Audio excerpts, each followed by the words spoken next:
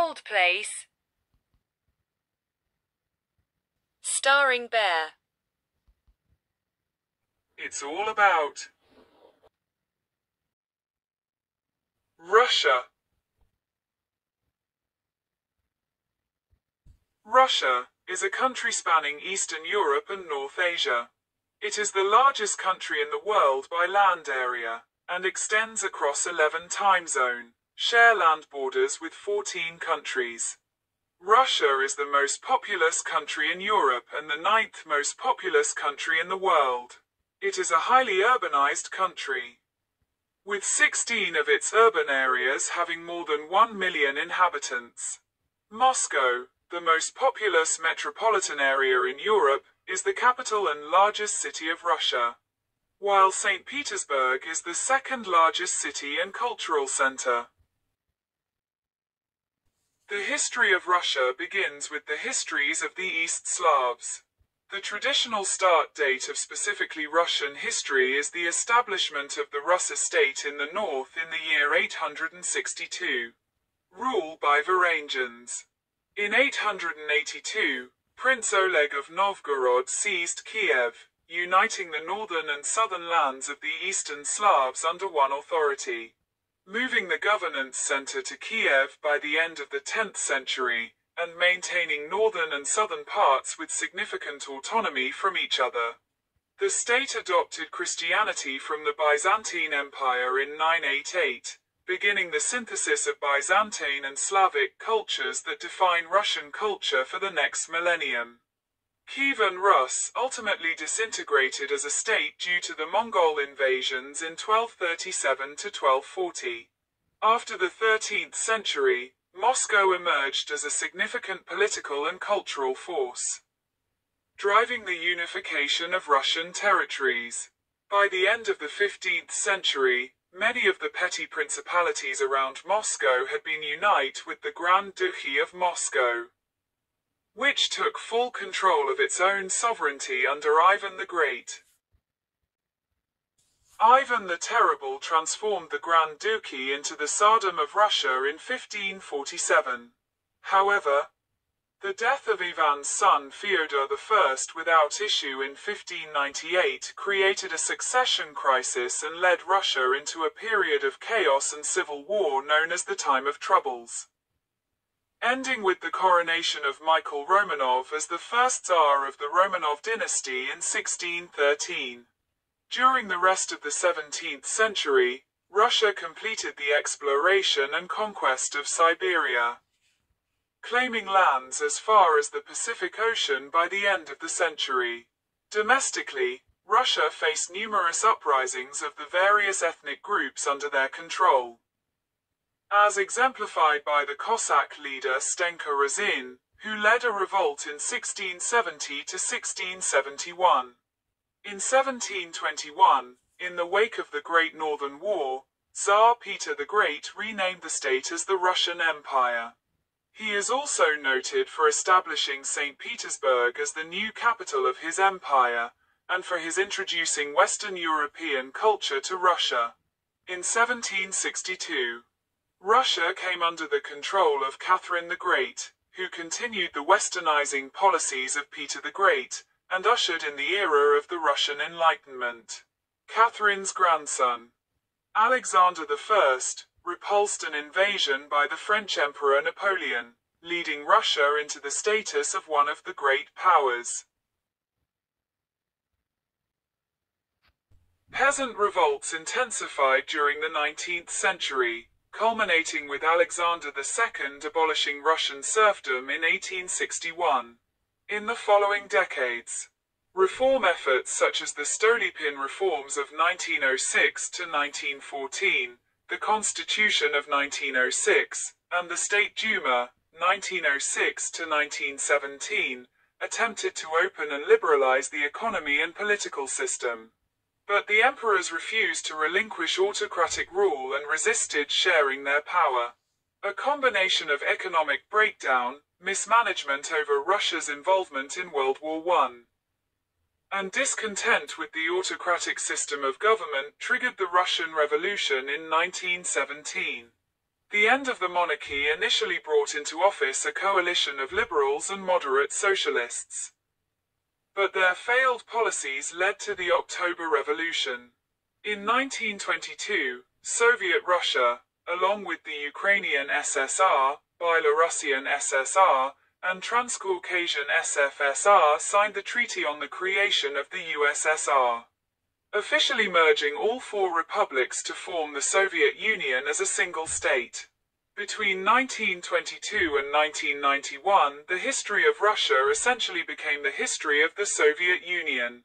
During this period, the Soviet Union was one of the victors in World War II after recovering from a surprise invasion in 1941 by Nazi Germany and its collaborators, which had previously signed a non-aggression pact with the Soviet Union, the Soviet Union's network of satellite states in Eastern Europe, which were brought into its sphere of influence in the closing stage of World War II.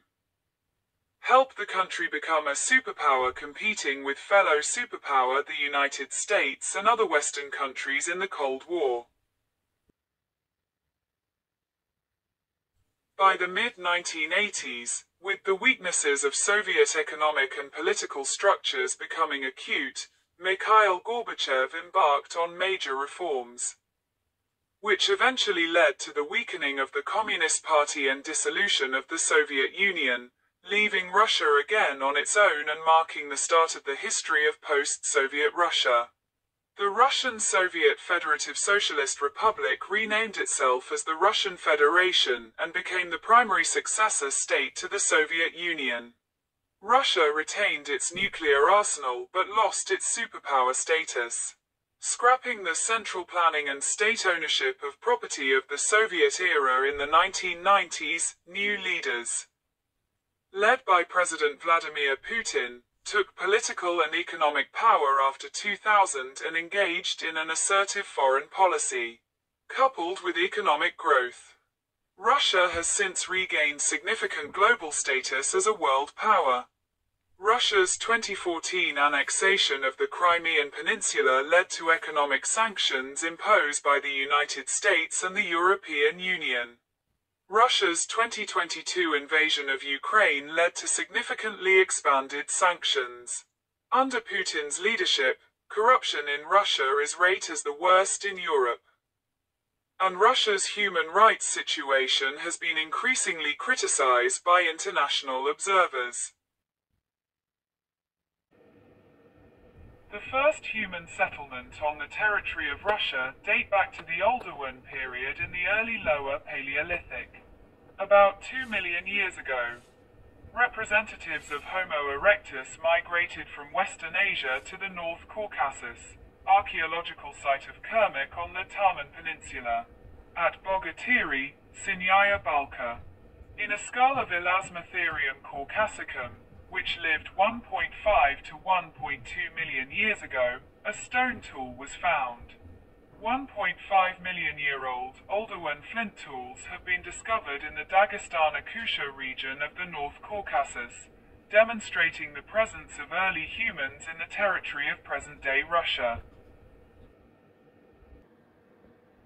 Fossils of Denisovans in Russia date to about 110,000 years ago. DNA from a bone fragment found in Denisova Cave, belonging to a female who fallen about 90,000 years ago, shows that she was a hybrid of a Neanderthal mother and a Denisovan father. Russia was also home to some of the last surviving Neanderthals. The partial skeleton of a Neanderthal infant in Mezmaiskaya Cave in Adygia showed a carbon date age of only 45,000 years.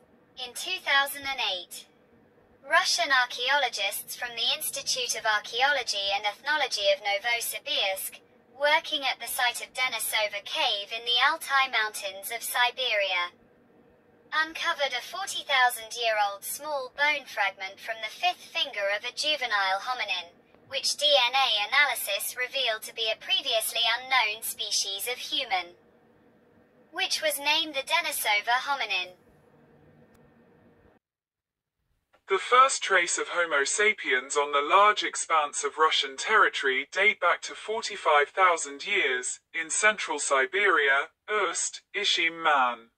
The discovery of some of the earliest evidence for the presence of anatomically modern humans found anywhere in Europe was reported in 2007 from the Kostenki archaeological site near the Don River in Russia, date to at least 40,000 years ago, and at Sungir, 34,600 years ago.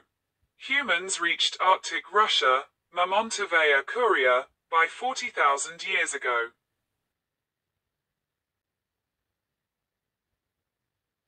During the prehistoric eras, the vast steppes of southern Russia were home to tribe of nomadic pastoralists. In classical antiquity, the Pontic steppe was known as Scythia.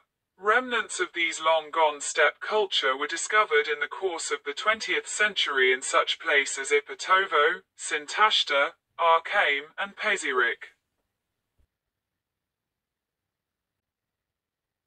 In the later part of the 8th century BC, Greek merchants brought classical civilization to the trade emporiums in Tanai and Phanagoria. Gelonus was described by Herodotus as a huge, Europe's biggest, earth and wood fortified grad inhabited around 500 BC by Heloni and Budini. In 513 BC, the king of the Achaemenid Empire, Darius I, would launch a military campaign around the Black Sea into Scythia, modern-day Ukraine, eventually reaching the Tanais River, now known as the Don. Greeks, mostly from the city-state of Miletus, would colonize large parts of modern-day Crimea and the Sea of Azov during the 7th and 6th centuries BC, eventually unifying into the Bosporan Kingdom by 480 BC, and would be incorporated into the large kingdom of Pontus in 107 BC. The kingdom would eventually be conquered by the Roman Republic, and the Bosporan Kingdom would become a client state of the Roman Empire. At about the 2nd century AD, Goths migrated to the Black Sea, and in the 3rd and 4th centuries AD, a semi-legendary Gothic kingdom of Oyam existed in southern Russia until it was overrun by Huns. Between the 3rd and 6th centuries AD, the Bosporan Kingdom was also overwhelmed by successive wave of nomadic invasions, led by warlike tribe which would often move on to Europe, as was the case with the Huns and Turkish Avars. In the 2nd millennium BC, the territories between the Kama and the Irtysh rivers were the home of a Proto-Uralic speaking population that had contacts with Proto-Indo-European speakers from the south. The woodland population is the ancestor of the modern Ugrian inhabitants of Trans-Euralia. Other researchers say that the Khanty people originated in the South Ural steppe and moved northwards into their current location about 500 AD. A Turkic people, the Khazars, ruled the lower Volga basin steppes between the Caspian and Black Seas through to the 8th century. Note for their laws, tolerance, and cosmopolitanism. The Khazars were the main commercial link between the Baltic and the Muslim Abbasid Empire centered in Baghdad. They were important allies of the Eastern Roman Empire and waged a series of successful wars against the Arab caliphates. In the 8th century, the Khazars embraced Judaism. Some of the ancestors of the modern Russians were the Slavic tribe, whose original home is thought by some scholars to have been the Pripyat marshes. The early East Slavs gradually settled western Russia in two waves. One moving from Kiev, present-day Ukraine, towards present-day Suzdal and Murom, and another from Polotsk, present-day Belarus, towards Novgorod and Rostov. From the 7th century onwards, East Slavs constituted the bulk of the population in western Russia and slowly conquered and assimilated the native Finnic and Baltic tribe, such as the Meria, the Muromians and the Meshchera. Scandinavian Norsemen, known as Vikings in Western Europe and Varangians in the East, combined piracy and trade throughout Northern Europe. In the mid-9th century, they began to venture along the waterways from the eastern Baltic to the Black and Caspian Seas. According to the legendary calling of the Varangians, recorded in several Rus chronicles such as the Novgorod First Chronicle and Primary Chronicle, the Varangians Rurik, Cineas and Truva were invited in the 860s to restore order in 3 towns, either Novgorod, most texts, or Staraya Ladoga, Hypatian Codex, Beluzero, and Izborsk, most texts, or Slovensk, Pskov Third Chronicle, respectively. Their successors allegedly moved south and extended their authority to Kiev, which had been previously dominated by the Khazars. Thus, the first East Slavic state, Rus, emerged in the 9th century along the Dnieper River valley. A coordinated group of princely state with a common interest in maintaining trade along the river route, Kievan Russes controlled the trade route for furs, wax, and slave between Scandinavia and the Byzantine Empire along the Volkhov and Dnieper rivers. By the end of the 10th century, the minority Norse military aristocracy had merged with the native Slavic population, which also absorbed Greek Christian influences in the course of the multiple campaigns to loot Tsargrad or Constantinople. One such campaign claimed the life of the foremost Slavic Druzhina leader, Svyatoslav I, who was renowned for having crushed the power of the Khazars on the Volga. Kievan Rus is important for its introduction of a Slavic variant of the Eastern Orthodox religion, dramatically deepening a synthesis of Byzantine and Slavic cultures that define Russian culture for the next 1,000 years. The region adopted Christianity in 988 by the official act of public baptism of Kiev inhabitants by Prince Vladimir, the first. Some years later the first code of laws, Russkaya Pravda, was introduced by Yaroslav the Wise. From the onset, the Kievan princes followed the Byzantine example and kept the church dependent on them. By the 11th century, particularly during the reign of Yaroslav the Wise, Kievan Rus displayed an economy and achievements in architecture and literature superior to those that then existed in the western part of the continent. Compared with the languages of European Christendom, the Russian language was little influenced by the Greek and Latin of early Christian writings. This was because Church Slavonic was used directly in liturgy instead. A nomadic Turkic people, the Kipchaks, also known as the Cumans, replaced the earlier Pechenegs as the dominant force in the South Steppe regions neighboring to Rus, at the end of the 11th century and founded a nomadic state in the steppes along the Black Sea.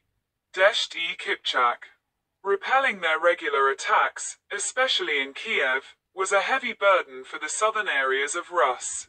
The nomadic incursions caused a massive influx of Slavs to the safe, heavily forested regions of the north, particularly to the area known as Zalesy. Kievan Rus ultimately disintegrated as a state because of infighting between members of the princely family that rule it collectively. Kiev's dominance waned. To the benefit of Vladimir Suzdal in the northeast, Novgorod in the north, and Halych Volhynia in the southwest. Conquest by the Mongol Golden Horde in the 13th century was the final blow. Kiev was destroyed. Halych Volhynia would eventually be absorbed into the Polish-Lithuanian Commonwealth, while the Mongol-dominated Vladimir Suzdal an independent Novgorod Republic. Two regions on the periphery of Kiev would establish the basis for the modern Russian nation. The invading Mongols accelerated the fragmentation of the Rus. In 1223, the disunite southern princes faced a Mongol raiding party at the Kalka River and were soundly defeated.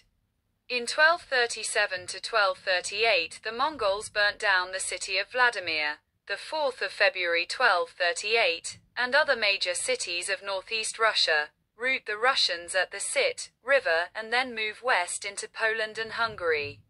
By then, they had conquered most of the Russian principalities. Only the Novgorod Republic escaped occupation and continued to flourish in the orbit of the Hanseatic League. The impact of the Mongol invasion on the territories of Kievan Russes was uneven. The advanced city culture was almost completely destroyed.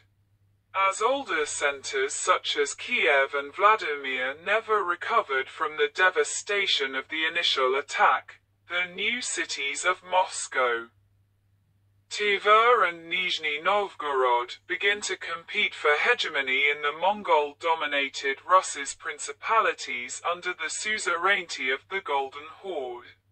Although a coalition of Rus princes led by Dmitry Donskoy defeated Mongol warlord Mamai at Kulikovo in 1380, forces of the new Khan, Toktamish and his Rus allies immediately sacked Moscow in 1382 as punishment for resisting Mongol authority. Mongol domination of the Russes principalities, along with tax collection by various overlords such as the Crimean Khans, continued into the early 16th century. Despite later claims of Muscovite bookmen that the indecisive standoff at the Ugra in 1480 had signified the end of the Tatar yoke and the liberation of Russia. The Mongols dominated the lower reaches of the Volga and held Russia in sway from their western capital at Sarai, one of the largest cities of the medieval world. The princes had to pay tribute to the Mongols of the Golden Horde, commonly called Tatars, but in return they received charters authorizing them to act as deputies to the Khans. In general, the princes were allowed considerable freedom to rule as they wished, while the Russian Orthodox Church even experienced a spiritual revival. The Mongols left their impact on the Russians in such areas as military tactics and transportation. Under Mongol occupation, Muscovy also developed its postal road network, census, fiscal system, and military organization. At the same time, Prince of Novgorod, Alexander Nevsky, managed to repel the offensive of the Northern Crusades against Novgorod from the west.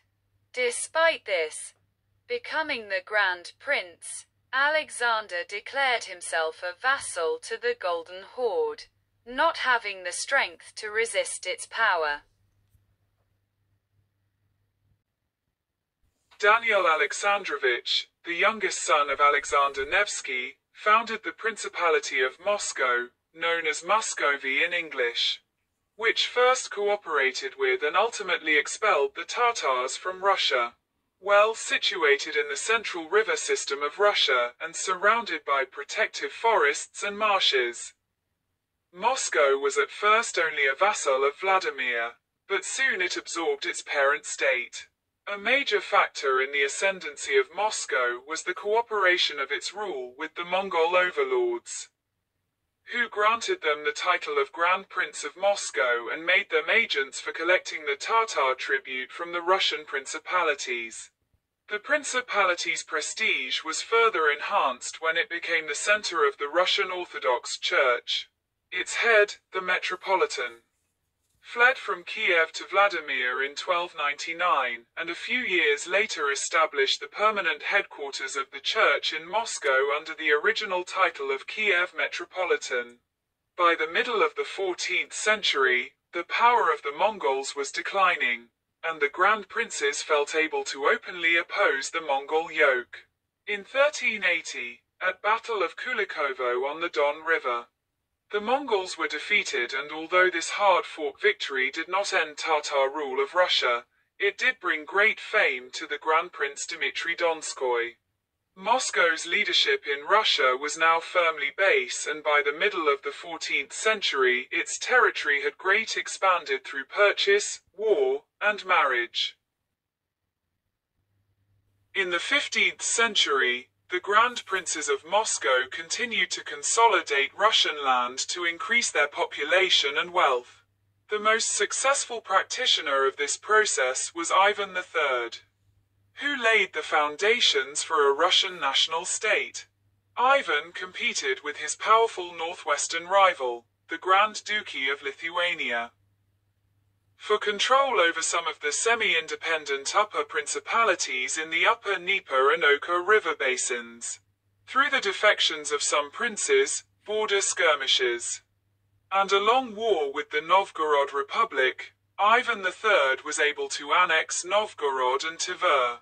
As a result, the Grand Duchy of Moscow tripled in size under his rule.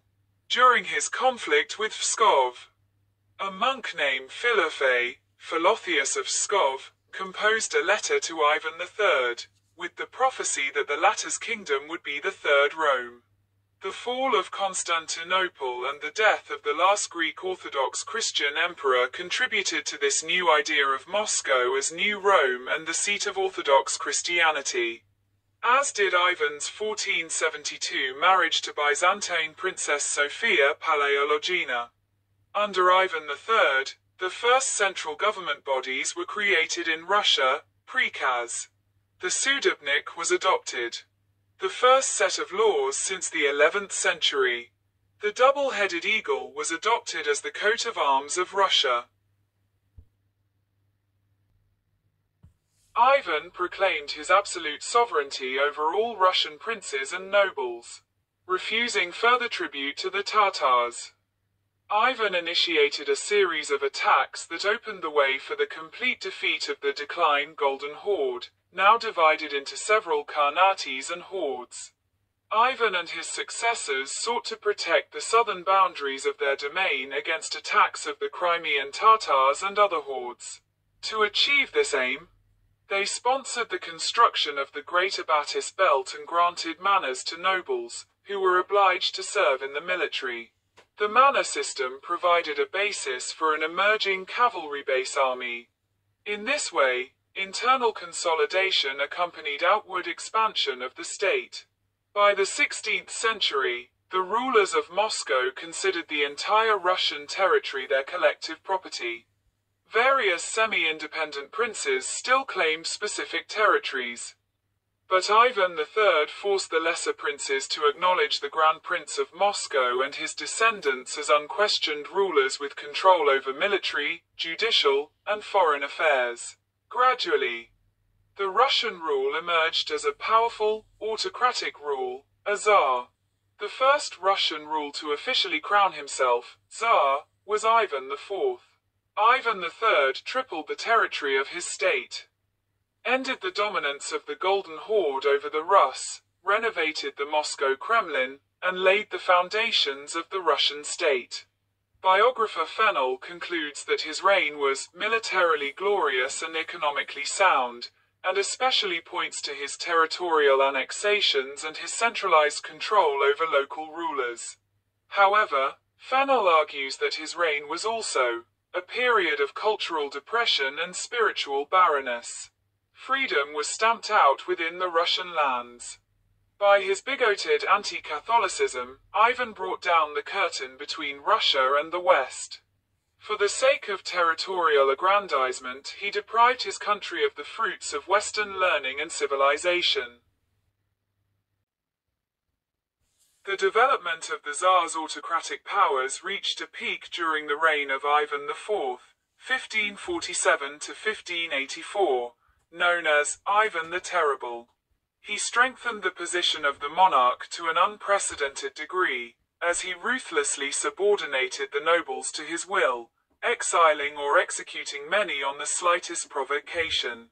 Nevertheless, Ivan is often seen as a far-sighted statesman who reformed Russia as he promulgated a new code of laws. Sudebnik of 1550 established the first Russian feudal representative body, Zemsky Soba, curbed the influence of the clergy, 67, and introduced local self-management in rural regions.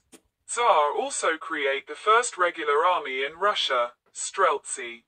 His long Livonian War, 1558 to 1583, for control of the Baltic coast and access to the sea trade ultimately proved a costly fail.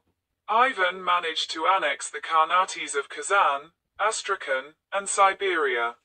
These conquests complicated the migration of aggressive nomadic hordes from Asia to Europe via the Volga and Urals. Through these conquests, Russia acquired a significant Muslim Tatar population and emerged as a multi-ethnic and multi-confessional state. Also around this period, the mercantile Stroganov family established a firm foothold in the Urals and recruited Russian Cossacks to colonize Siberia. In the later part of his reign, Ivan divided his realm in two. In the zone known as the Oprichnina, Ivan's followers carried out a series of bloody purges of the feudal aristocracy, whom he suspected of treachery after Prince Andrei Kurbsky's betrayal, culminating in the massacre of Novgorod in 1570.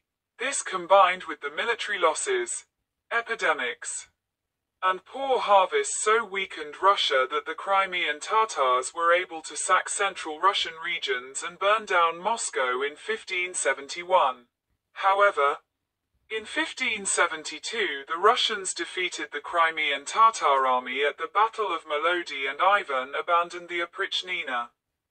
At the end of Ivan IV's reign, the Polish, Lithuanian and Swedish armies carried out a powerful intervention in Russia, devastating its northern and northwest regions. The death of Ivan's childless son Fyodor was followed by a period of civil wars and foreign intervention known as the Time of Troubles, 1606–13. Extremely cold summers, 1601 to 1603, wrecked crops, which led to the Russian famine of 1601 to 1603 and increased the social disorganization.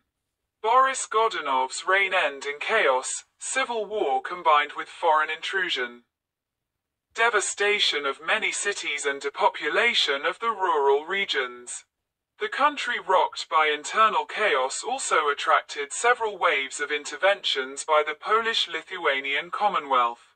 During the Polish-Muscovite War, 1605 to 1618, Polish-Lithuanian forces reached Moscow and installed the impostor False Dmitry I in 1605, then supported False Dmitry II in 1607.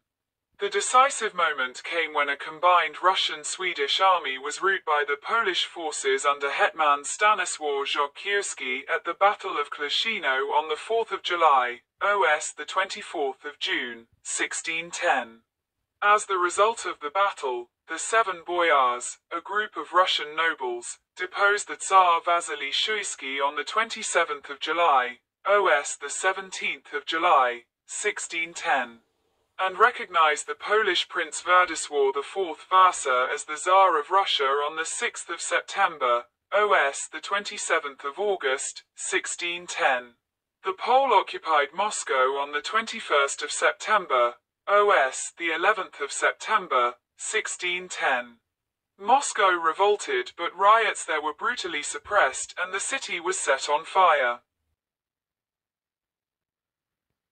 The crisis provoked a patriotic national uprising against the invasion, both in 1611 and 1612. A volunteer army, led by the merchant Kuzma Minin and Prince Dmitry Pozharsky, expelled the foreign forces from the capital on the 4th of November, OS the 22nd of October, 1612. The Russian statehood survived the Time of Troubles and the rule of weak or corrupt Tsars because of the strength of the government's central bureaucracy. Government functionaries continued to serve, regardless of the ruler's legitimacy or the faction controlling the throne. However, The time of troubles caused the loss of much territory to the Polish-Lithuanian Commonwealth in the Russo-Polish War, as well as to the Swedish Empire in the Ingrian War. In February 1613, after the chaos and expulsion of the Pole from Moscow, a National Assembly elected Michael Romanov, the young son of Patriarch Filaret, to the throne.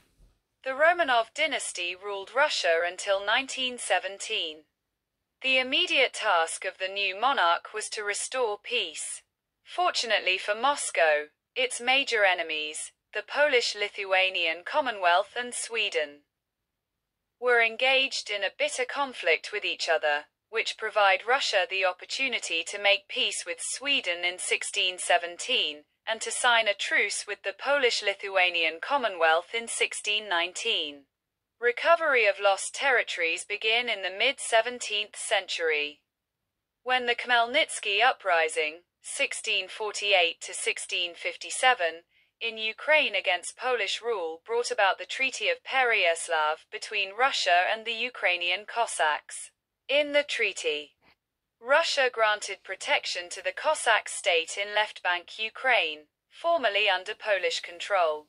This triggered a prolonged Russo-Polish War, 1654 to 1667, which ended with the Treaty of Andrusovo, where Poland accepted the loss of Left Bank Ukraine, Kiev and Smolensk.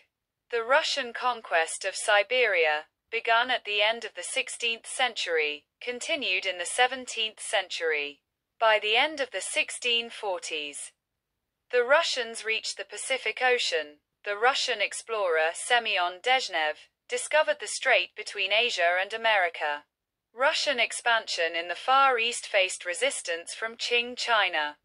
After the war between Russia and China, the Treaty of Nerchinsk was signed, delimiting the territories in the Amur region.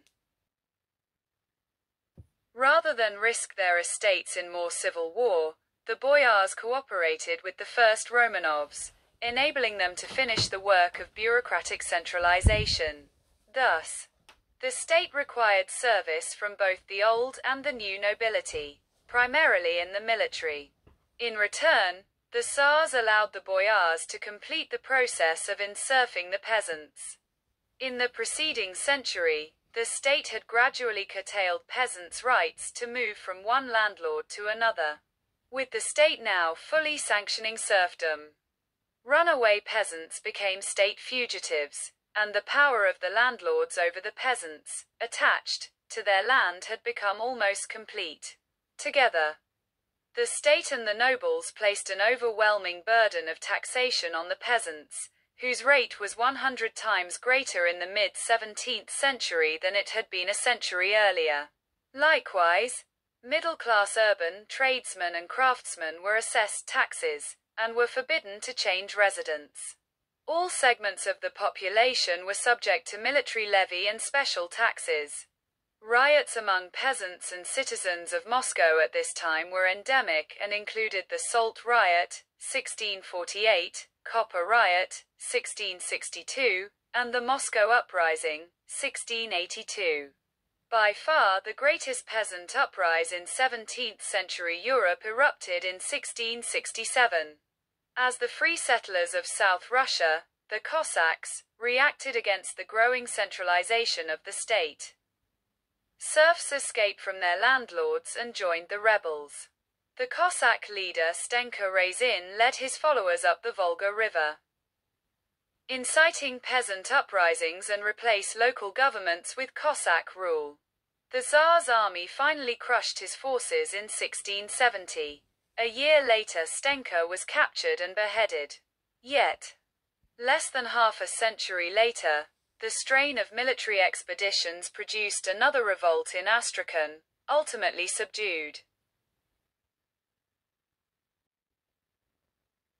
Peter the Great, Peter I, 1672 to 1725, brought centralized autocracy into Russia and played a major role in bringing his country into the European state system.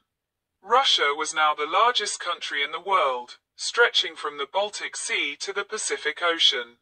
The vast majority of the land was unoccupied, and travel was slow. Much of its expansion had taken place in the 17th century, culminating in the first Russian settlement of the Pacific in the mid-17th century, the reconquest of Kiev, and the pacification of the Siberian tribe.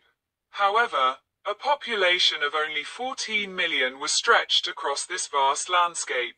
With a short growing season, grain yields trail behind those in the west, and potato farming was not yet widespread. As a result, the great majority of the population workforce was occupied with agriculture. Russia remained isolated from the sea trade, and its internal trade, communication and manufacturing were seasonally dependent. Peter reformed the Russian army and created the Russian Navy. Peter's first military efforts were directed against the Ottoman Turks. His aim was to establish a Russian foothold on the Black Sea by taking the town of Azov. His attention then turned to the north. Peter still lacked a secure northern seaport except at Archangel on the White Sea, whose harbor was frozen 9 months a year. Access to the Baltic was blocked by Sweden, whose territory enclosed it on 3 sides. Peter's ambitions for a window to the sea led him in 1699 to make a secret alliance with the Polish-Lithuanian Commonwealth and Denmark against Sweden, resulting in the Great Northern War. The war ended in 1721 when an exhausted Sweden sued for peace with Russia. Peter acquired 4 provinces situated south and east of the Gulf of Finland, thus securing his coveted access to the sea. There, in 1703, he had already founded the city that was to become Russia's new capital, St. Petersburg. Russian intervention in the Commonwealth marked, with the Silent Sejm, the beginning of a 200-year domination of that region by the Russian Empire.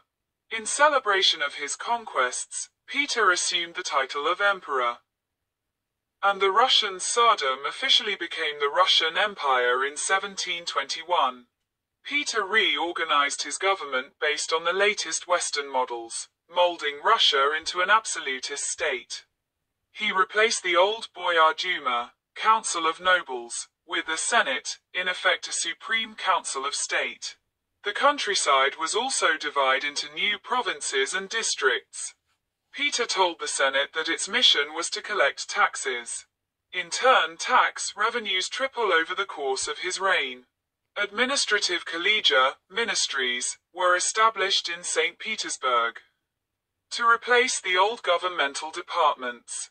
In 1722, Peter promulgated his famous Table of Ranks. As part of the government reform, the Orthodox Church was partially incorporated into the country's administrative structure, in effect making it a tool of the state. Peter abolished the Patriarchate and replaced it with a collective body, the Holy Synod, led by a lay government official. Peter continued and intensified his predecessor's requirement of state service for all nobles. By then, the once powerful Persian Safavid Empire to the south was heavily declined. Taking advantage, Peter launched the Russo-Persian War, 1722 to 1723. Known as the Persian Expedition of Peter the Great, by Russian historiographers, in order to be the first Russian emperor to establish Russian influence in the Caucasus and Caspian Sea region. After considerable success and the capture of many provinces and cities in the Caucasus and northern mainland Persia, the Safavids were forced to hand over the territories to Russia. However, by 12 years later, all the territories were ceded back to Persia, which was now led by the charismatic military genius Nader Shah. As part of the Treaty of Resht and Treaty of Ganja and the Russo-Persian alliance against the Ottoman Empire, the common neighboring rivaling enemy, Peter the Great, fallen in 1725, leaving an unsettled succession, but Russia had become a great power by the end of his reign. Peter I was succeeded by his second wife, Catherine I, 1725 to 1727, who was merely a figurehead for a powerful group of high officials. then by his minor grandson, Peter II, 1727 to 1730, then by his niece, Anna, 1730 to 1740, daughter of Tsar Ivan V. The heir to Anna was soon deposed in a coup, and Elizabeth, daughter of Peter I, ruled from 1741 to 1762. During her reign, Russia took part in the 7 Years' War.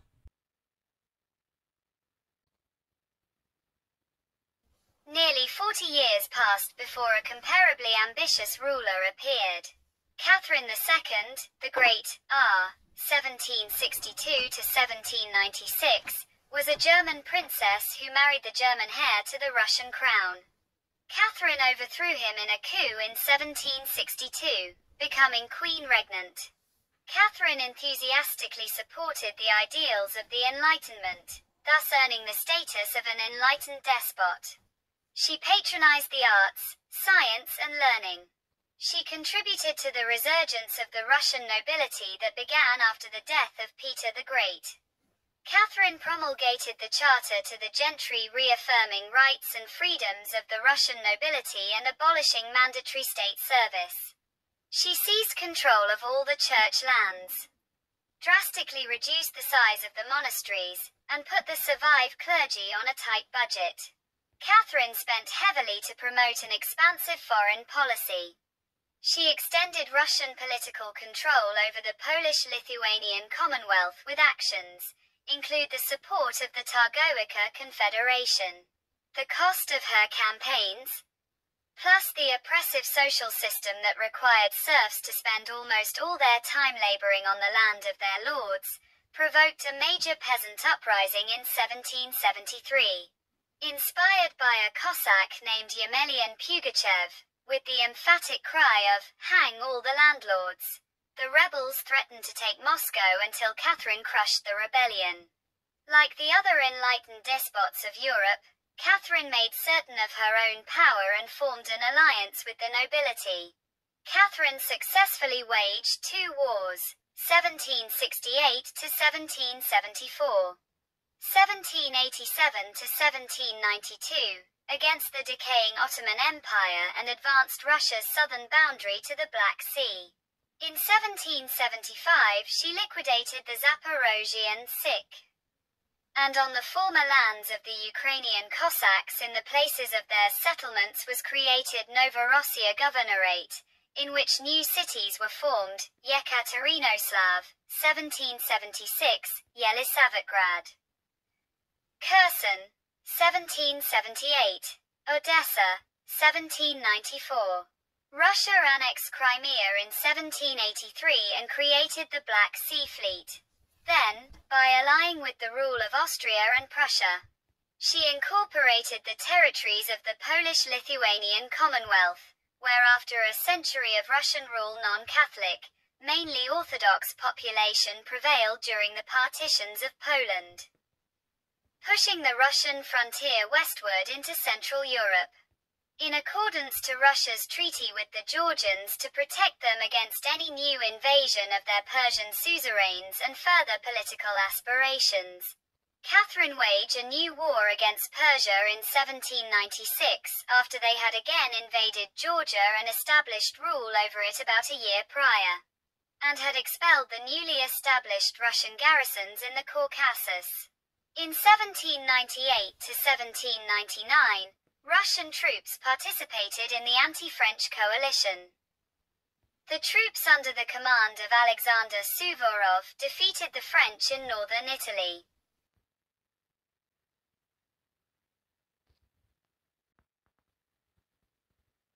Russian emperors of the 18th century professed the ideas of enlightened absolutism. However, Westernization and modernization affected only the upper classes of Russian society. While the bulk of the population, consisting of peasants, remained in a state of serfdom. Powerful Russians resented their privileged positions and alien ideas.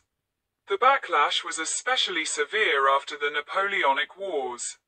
It produced a powerful anti-Western campaign that led to a wholesale purge of Western specialists and their Russian followers in universities, schools, and government service.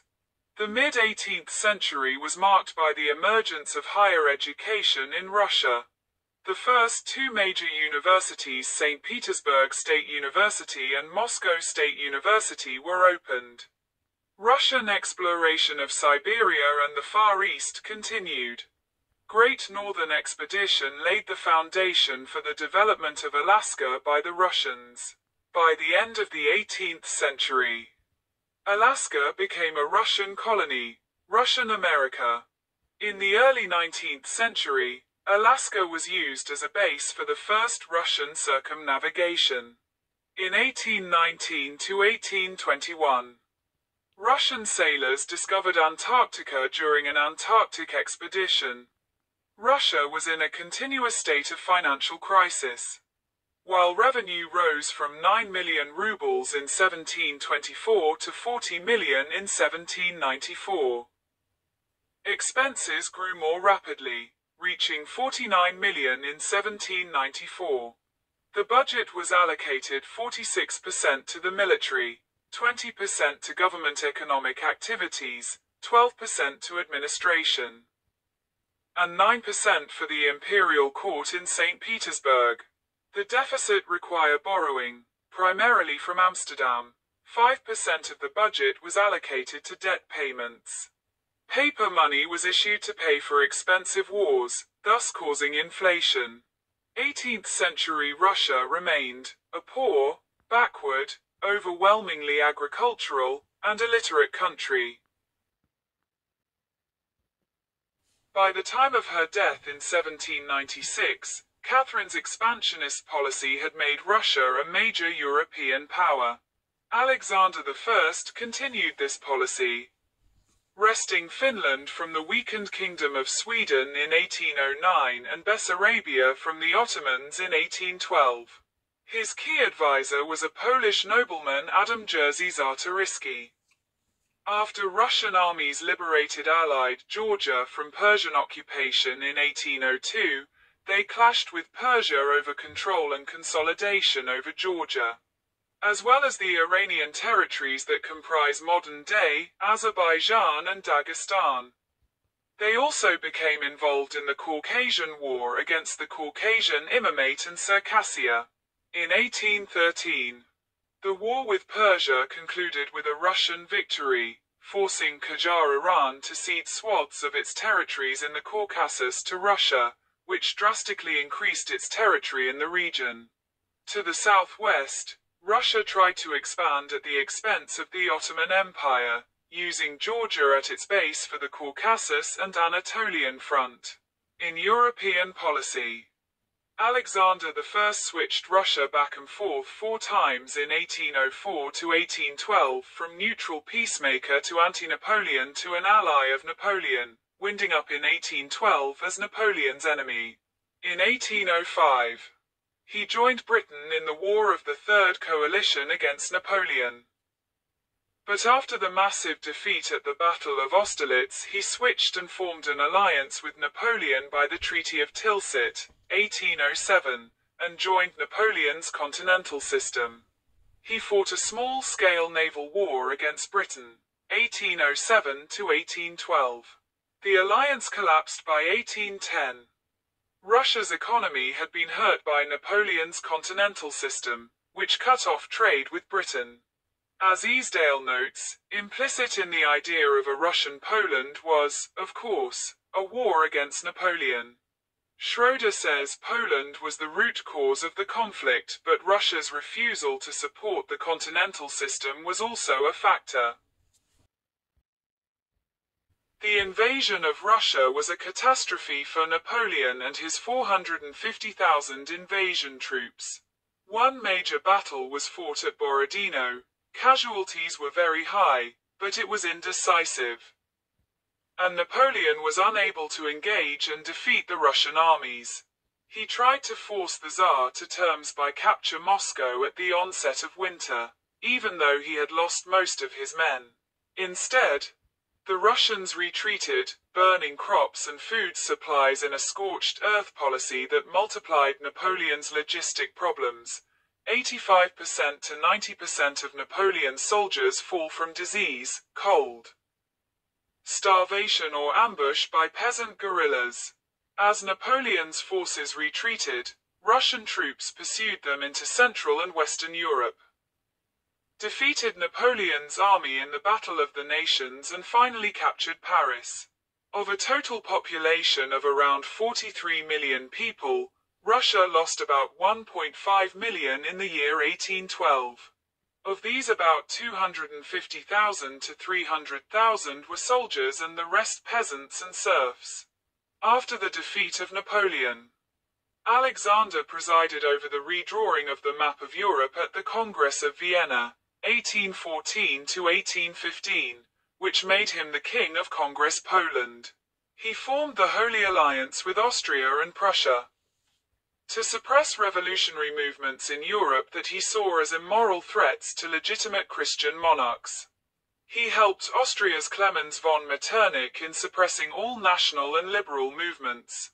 Although the Russian Empire would play a leading role on behalf of conservatism as late as 1848, its retention of serfdom precluded economic progress of any significant degree.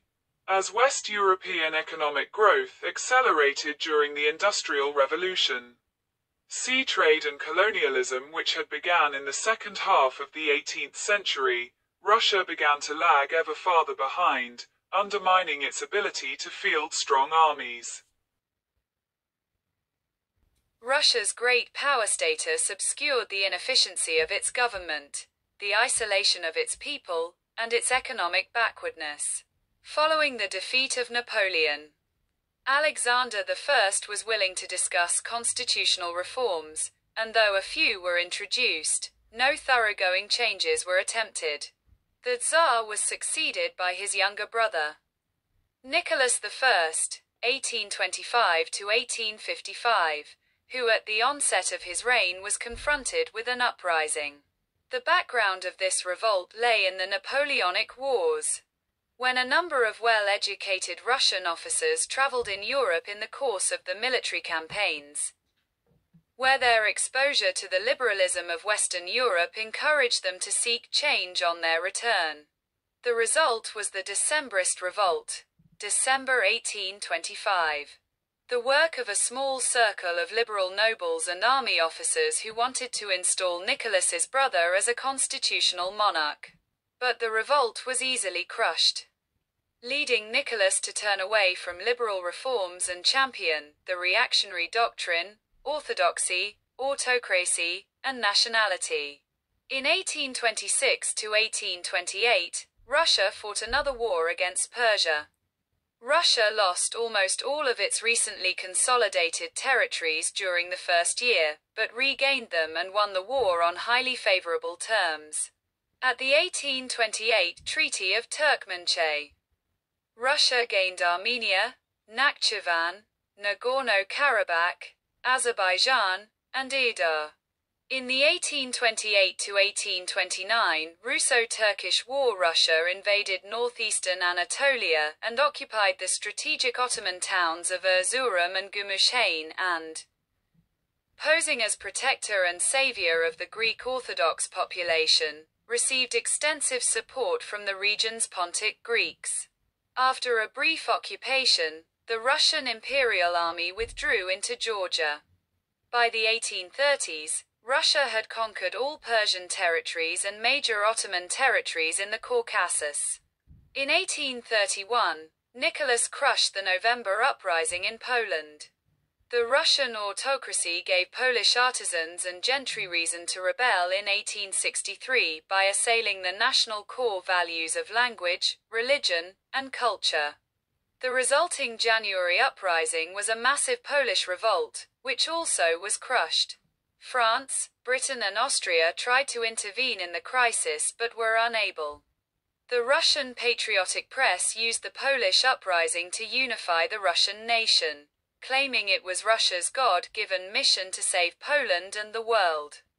Poland was punished by losing its distinctive political and judicial right, with Russianization imposed on its schools and courts.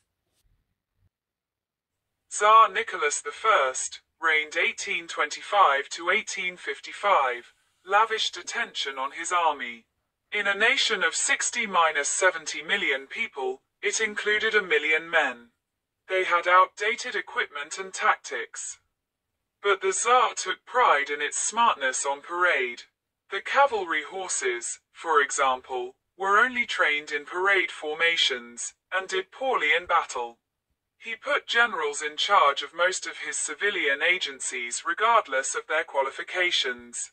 The army became the vehicle of upward social mobility for noble youths from non-Russian areas, such as Poland, the Baltic, Finland and Georgia.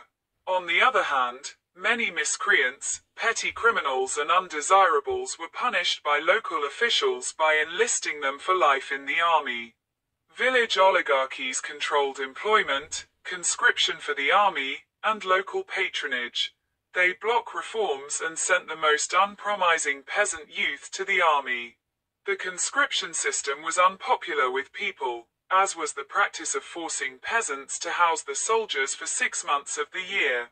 Finally, the Crimean War at the end of his reign showed the world that Russia was militarily weak, technologically backward, and administratively incompetent. Despite his ambitions toward the South and Ottoman Empire, Russia had not built its railroad network in that direction, and communications were poor. The bureaucracy was riddled with corruption and inefficiency and was unprepared for war. The navy was weak and technologically backward. The army, although very large, was good only for parade. Suffered from colonels who pocketed their men's pay, poor morale, and was even more out of touch with the latest technology. The nation's leaders realized that reforms were urgently needed. The early 19th century is the time when Russian literature becomes an independent and very striking phenomenon. Westernizers favored imitating Western Europe while others renounced the West and called for a return of the traditions of the past. The latter path was championed by Slavophiles, who heaped scorn on the decadent West. The Slavophiles were opponents of bureaucracy and preferred the collectivism of the medieval Russian mir, or village community, to the individualism of the West. A forerunner of the movement was Pyotr Chadayev. He exposed the cultural isolation of Russia, from the perspective of Western Europe. In his philosophical letters of 1831, he cast doubt on the greatness of the Russian past, and ridiculed orthodoxy for fails to provide a sound spiritual basis for the Russian mind. He called on Russia to emulate Western Europe, especially in rational and logical thought, its progressive spirit, its leadership in science, and indeed its leadership on the path to freedom. Vissarion Berlinski and Alexander Herzen were prominent Westernizers. Since the war against Napoleon, Russia had become deeply involved in the affairs of Europe, as part of the Holy Alliance. The Holy Alliance was formed to serve as the policeman of Europe. However, to maintain the alliance required large armies. Prussia, Austria, Britain and France, the other members of the alliance, lacked large armies and needed Russia to supply the required numbers, which fit the philosophy of Nicholas I. The Tsar sent his army into Hungary in 1849 at the request of the Austrian Empire and broke the revolt there, while preventing its spread to Russian Poland. The Tsar cracked down on any signs of internal unrest. Russia expected that in exchange for supplying the troops to be the policeman of Europe, it should have a free hand in dealing with the decaying Ottoman Empire, the sick man of Europe. In 1853, Russia invaded Ottoman-controlled areas leading to the Crimean War. Britain and France came to the rescue of the Ottomans. After a grueling war fought largely in Crimea, with very high death rates from disease, the Allies won. Historian Orlando Figes points to the long-term damage Russia suffered. The demilitarization of the Black Sea was a major blow to Russia, which was no longer able to protect its vulnerable southern coastal frontier against the British or any other fleet. The destruction of the Russian Black Sea Fleet, Sevastopol and other naval docks was a humiliation. No compulsory disarmament had ever been imposed on a great power previously. The Allies did not really think that they were dealing with a European power in Russia. They regarded Russia as a semi-Asiatic state. In Russia itself, the Crimean defeat discredited the armed services and highlighted the need to modernize the country's defenses, not just in the strictly military sense, but also through the building of railways, industrialization, sound finances and so on. The image many Russians had built up of their country, the biggest, richest and most powerful in the world, had suddenly been shattered. Russia's backwardness had been exposé. The Crimean disaster had exposed the shortcomings of every institution in Russia, not just the corruption and incompetence of the military command. The technological backwardness of the army and navy, or the inadequate roads and lack of railways accounted for the chronic problems of supply. But the poor condition and illiteracy of the serfs who made up the armed forces, the inability of the serf economy to sustain a state of war against industrial powers, and the failures of autocracy itself. When Alexander II came to the throne in 1855, the demand for reform was widespread. The most pressing problem confronting the government was serfdom. In 1859, there were 23 million serfs, out of a total population of 67 million. In anticipation of civil unrest that could ultimately foment a revolution, Alexander II chose to preemptively abolish serfdom with the Emancipation Reform in 1861. Emancipation brought a supply of free labor to the cities, stimulated industry, and the middle class grew in number and influence. The freed peasants had to buy land, allotted to them, from the landowners with the state assistance. The government issued special bonds to the landowners for the land that they had lost, and collected a special tax from the peasants, called redemption payments, at a rate of 5% of the total cost of allotted land yearly. All the land turned over to the peasants was owned collectively by the mir, the village community, which divide the land among the peasants and supervise the various holdings. Alexander was responsible for numerous reforms beside abolishing serfdom. He reorganized the judicial system, setting up elected local judges, abolishing capital punishment, promoting local self-government through the Zemstvo system, imposing universal military service, ending some of the privileges of the nobility, and promoting the universities. In foreign policy, he sold Alaska to the United States in 1867. He modernized the military command system. He sought peace, and joined with Germany and Austria in the League of the Three Emperors that stabilized the European situation. The Russian Empire expanded in Siberia and in the Caucasus and made gains at the expense of China. Faced with an uprising in Poland in 1863, he stripped that land of its separate constitution and incorporated it directly into Russia, to counter the rise of a revolutionary and anarchistic movements. He sent thousands of dissidents into exile in Siberia, and was proposed additional parliamentary reforms when he was assassinated in 1881. In the late 1870s, Russia and the Ottoman Empire again clashed in the Balkans. The Russo-Turkish War was popular among the Russian people, who supported the independence of their fellow Orthodox Slavs, the Serbs and the Bulgarians. Russia's victory in this war allowed a number of Balkan states to gain independence: Romania, Serbia, Montenegro. In addition, Bulgaria de facto became independent. However, the war increased tension with Austria-Hungary, which also had ambitions in the region. The Tsar was disappointed by the results of the Congress of Berlin in 1878, but abided by the agreement. During this period, Russia expanded its empire into Central Asia, conquering the Khanates of Kokand, Bukhara, and Khiva, as well as the Trans-Caspian region. Russia's advance in Asia led to British fears that the Russians plan aggression against British India. Before 1815, London worried Napoleon would combine with Russia to do that in one mighty campaign. After 1815, London feared Russia alone would do it step by step. However, historians report that the Russians never had any intention to move against India. In the 1860s, a movement known as nihilism developed in Russia.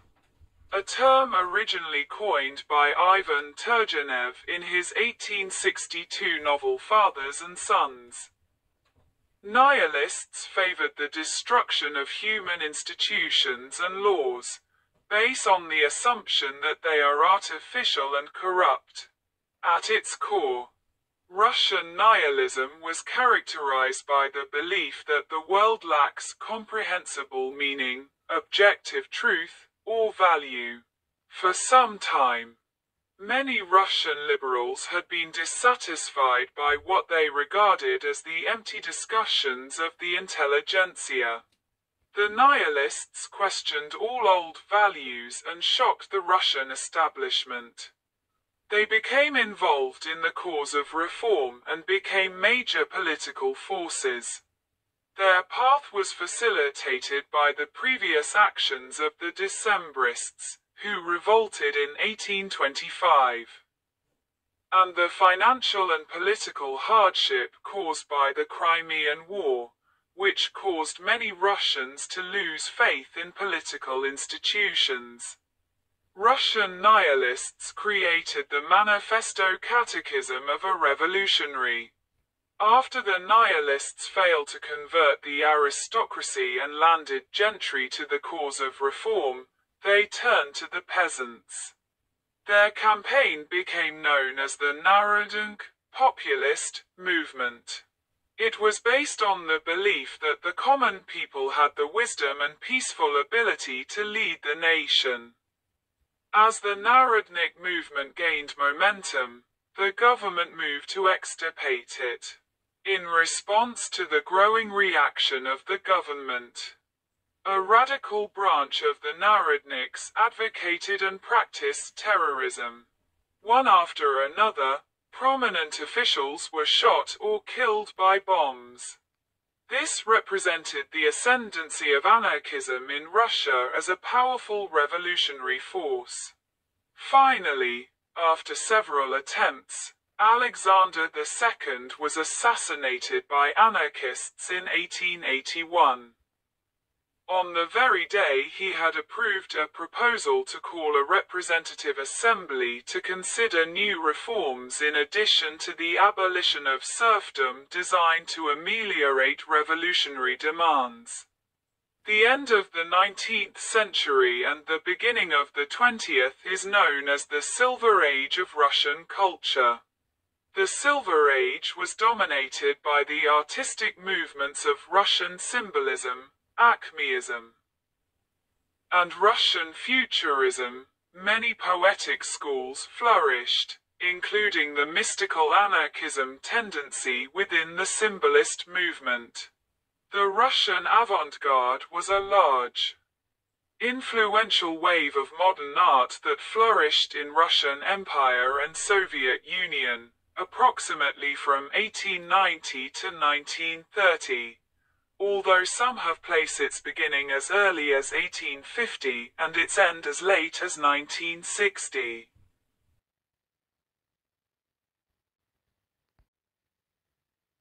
Unlike his father, the new Tsar Alexander III, 1881 to 1894, was throughout his reign a staunch reactionary who revived the maxim of orthodoxy, autocracy, and national character.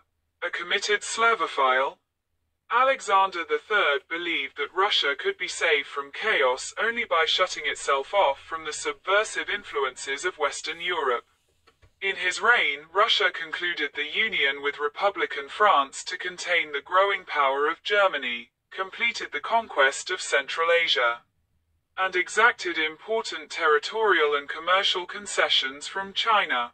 The Tsar's most influential advisor was Konstantin Pobedonostsev, tutor to Alexander III and his son Nicholas, and procurator of the Holy Synod from 1880 to 1895. He taught his royal pupils to fear freedom of speech and press and to hate democracy, constitutions, and the parliamentary system. Under Pobedonostsev, revolutionaries were hunted down and a policy of Russification was carried out. Alexander was succeeded by his son Nicholas II, 1894 to 1918. The Industrial Revolution, which began to exert a significant influence in Russia, was meanwhile creating forces that would finally overthrow the Tsar. Politically, these opposition forces organized into three competing parties. The liberal elements among the industrial capitalists and nobility, who wanted peaceful social reform and a constitutional monarchy, founded the Constitutional Democratic Party or Cadets in 1905. Followers of the Narodnik tradition established the Socialist Revolutionary Party or EZAS in 1901, advocating the distribution of land among the peasants who worked it. A third radical group founded the Russian Social Democratic Labour Party or RSDLP in 1898. This party was the primary exponent of Marxism in Russia. Gathering their support from the radical intellectuals and the urban working class, they advocated complete social, economic and political revolution. In 1903, the RSDLP split into two wings. The radical Bolsheviks, led by Vladimir Lenin, and the relatively moderate Mensheviks, led by Yuliy Martov. The Mensheviks believed that Russian socialism would grow gradually and peacefully, and that the Tsar's regime should be succeeded by a democratic republic. The Bolsheviks advocated the formation of a small elite of professional revolutionaries, subject to strong party discipline, to act as the vanguard of the proletariat in order to seize power by force. At the beginning of the 20th century, Russia continued its expansion in the Far East. Chinese Manchuria was in the zone of Russian interests. Russia took an active part in the intervention of the great powers in China to suppress the Boxer Rebellion. During this war, Russia occupied Manchuria, which caused a clash of interests with Japan. In 1904, the Russo-Japanese War began, which ended extremely unfavorably for Russia. On the 28th of June 1914, the disastrous Bosnian Serbs assassinated Archduke Russo-Japanese War was a major blow to the Russian state and issued an ultimatum to Serbia, which it considered a Russian client state. Russia had no treaty obligation to Serbia, and most Russian leaders wanted to avoid war to the Winter Palace in St. Petersburg they had the support of France to the Tsar, and believed that supporting Serbia was important for Russia's credibility and for its goal of a leadership role in the Balkans. Were so aroused over the Tsar Nicholas II's mobilized Russian forces on the 30th of July 1914 this marked the beginning of the Russian Revolution of 1905. So Russian general mobilization of the 30th of July was one of the most momentous decisions of the July Crisis 1905. Nicholas reluctantly issued with its own mobilization and declaration of war the creation of a National Duma legislature to be opening without delays. The Russians took the offensive against both Germany and Austria was to go into force. The very large but poorly led and under-equipped Russian armies were tenaciously, but the socialists rejected the concessions as in the 1914 campaign. Russian forces defeated Austro-Hungarian forces. There was disunity among the reformers. The success of the Russian army forced the German army to withdraw troops from the Western Front to the Russian front. However, Victories in Poland by the Central Powers in the 1915 campaign led to a major retreat of the Russian army. In 1916, the Russians again dealt a powerful blow to the Austrians during the Brusilov offensive. By 1915, morale was worsening. Many recruits were sent to the front unarmed. Nevertheless, the Russian army fought on, and tied down large numbers of Germans and Austrians. When the home front showed an occasional surge of patriotism, the Tsar and his entourage failed to exploit it for military benefit. The Russian army neglected to rally the ethnic and religious minorities that were hostile to Austria, such as Poles. The Tsar refused to cooperate with the national legislature, the Duma, and listened less to experts than to his wife, who was in thrall to her chief advisor, the holy man Grigory Rasputin. More than 2 million refugees fled. Repeated military failures and bureaucratic ineptitude soon turned large segments of the population against the government. The German and Ottoman fleets prevented Russia from importing urgently needed supplies through the Baltic and Black Seas. By mid-1915, the impact of the war was demoralizing. Food and fuel were in short supply, casualties kept occurring, and inflation was mounting. Strike increased among factory workers, and the peasants, who wanted land reforms, were restless. Meanwhile, elite distrust of the regime was deepened by reports that Rasputin was gaining influence. His assassination in late 1916 ended the scandal but did not restore the autocracy's prestige.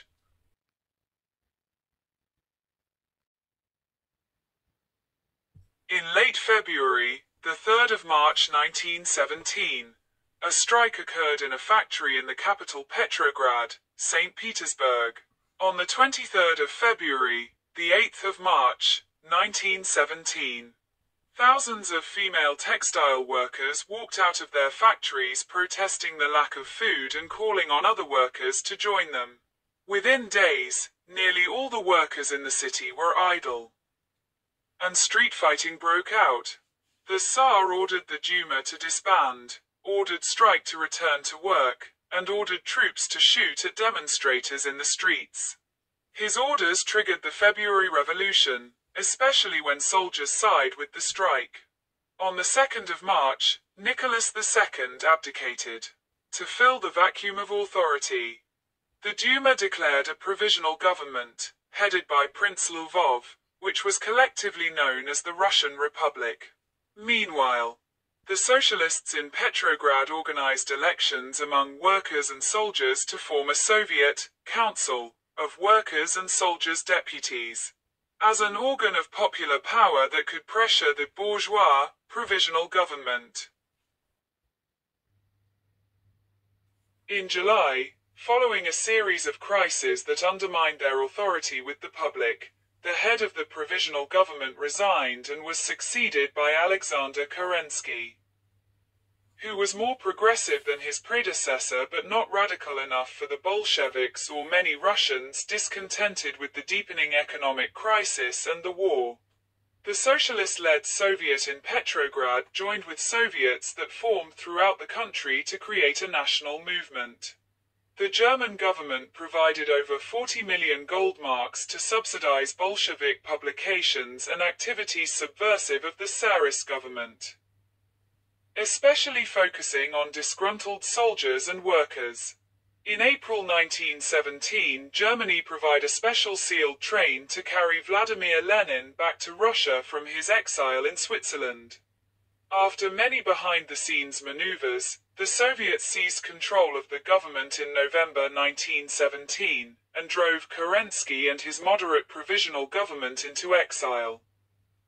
In the events that would become known as the October Revolution, Bolshevik figures such as Anatoly Lunacharsky, Moisey Uritsky and Dmitry Manuelsky agreed that Lenin's influence on the Bolshevik Party was decisive, but the October insurrection was carried out according to Trotsky's, not to Lenin's plan.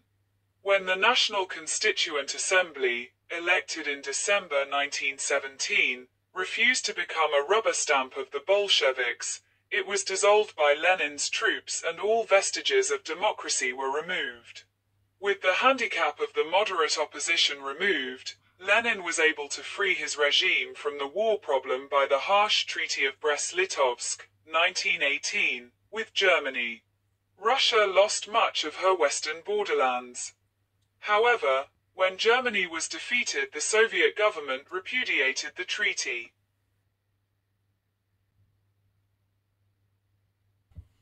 The Bolshevik grip on power was by no means secure, and a lengthy struggle broke out between the new regime and its opponents, which included the socialist revolutionaries, the anti-Bolshevik white movement, and large numbers of peasants. At the same time, the Allied powers sent several expeditionary armies to support the anti-communist forces in an attempt to force Russia to rejoin the World War. The Bolsheviks fought against both these forces and national independence movements in the former Russian Empire. By 1921, they had defeated their internal enemies and brought most of the newly independent state under their control, with the exception of Finland, the Baltic state. The Moldavian Democratic Republic, which was annexed by Romania, and Poland, with whom they had fought the Polish-Soviet War. Finland also annexed the region Pechenga of the Russian Kola Peninsula. Soviet Russia and allied Soviet republics conceded the parts of its territory to Estonia, Petseri County and Estonian Ingria, Latvia, Paita-Lovo, and Turkey, Kars. Poland incorporated the contested territories of western Belarus and western Ukraine, the former parts of the Russian Empire, except Galicia, east to Curzon Line. Both sides regularly committed brutal atrocities against civilians. During the Civil War era, for example, Petliura and Denikin's forces massacred 100,000 to 150,000 Jews in Ukraine and southern Russia. Hundreds of thousands of Jews were left homeless and tens of thousands became victims of serious illness. These massacres are now referred to as the White Terror, Russia. Estimates for the total number of people killed during the Red Terror carried out by the Bolsheviks vary wide. One source asserts that the total number of victims could be 1.3 million, whereas others give estimates ranging from 10,000 in the initial period of repression to 140,000 and an estimate of 28,000 executions per year from December 1917 to February 1922. The most reliable estimations for the total number of killings put the number at about 100,000, whereas others suggest a figure of 200,000. The Russian economy was devastated by the war. With factories and bridges destroyed, cattle and raw materials pillaged, mines flooded and machines damaged. The droughts of 1920 and 1921, as well as the 1921 famine, worsened the disaster still further. Disease had reached pandemic proportions, with 3 million dying of typhus alone in 1920. Millions more also fallen of widespread starvation. By 1922 there were at least 7 million street children in Russia as a result of nearly 10 years of devastation from the Great War and the Civil War. Another 1 to 2 million people, known as the White Émigrés, fled Russia. Many were evacuated from Crimea in the 1920s, some through the Far East, others west into the newly independent Baltic countries. These émigrés included a large percentage of the educated and skilled population.